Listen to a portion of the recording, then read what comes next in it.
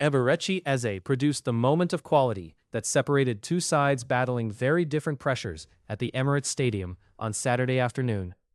We break down how a single ninth-minute strike settled a tense affair, what the tactical battle around Arsenal's short quarter routine revealed, and what the result means for the Premier League title race with Manchester City.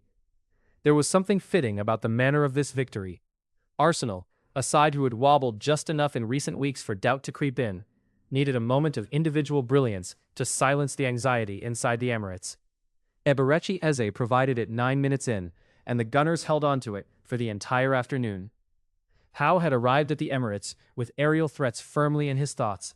He selected the 6'7" Dan Burn at left back, a positional choice clearly intended to deal with deliveries into the box, and recalled goalkeeper Nick Pope, whose imposing presence offers an additional command of the penalty area. It was a considered defensive plan. The problem was that Arsenal had no intention of going long. The Gunners worked a short corner in the 9th minute. Kai Havertz received and slipped the ball to Eze on the edge of the area. What followed was a strike of real quality.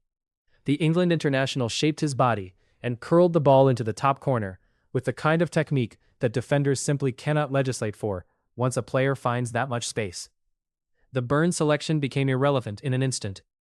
Howe's logic was sound, but Arsenal's willingness to bypass their own aerial threat entirely and instead create a shooting lane on the edge of the area exposed the defensive shape Newcastle had set up specifically to prevent something else.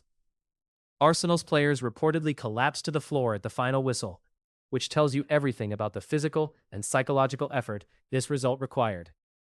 3 consecutive league defeats had been threatening to let City turn a close title race into something more one-sided. Instead, the Gunners have forced the initiative back into their own hands, and the next week offers a remarkable opportunity to define their entire season. Wednesday brings the first leg of the Champions League semi-final against Atletico Madrid, a fixture that stands among the most demanding in European football, regardless of which stadium it is played in. Newcastle, meanwhile, face a Brighton side next weekend, needing to rediscover something resembling their best form. 9 defeats in 12 league games is a sequence that raises real questions about the side's capacity to recover within the current campaign.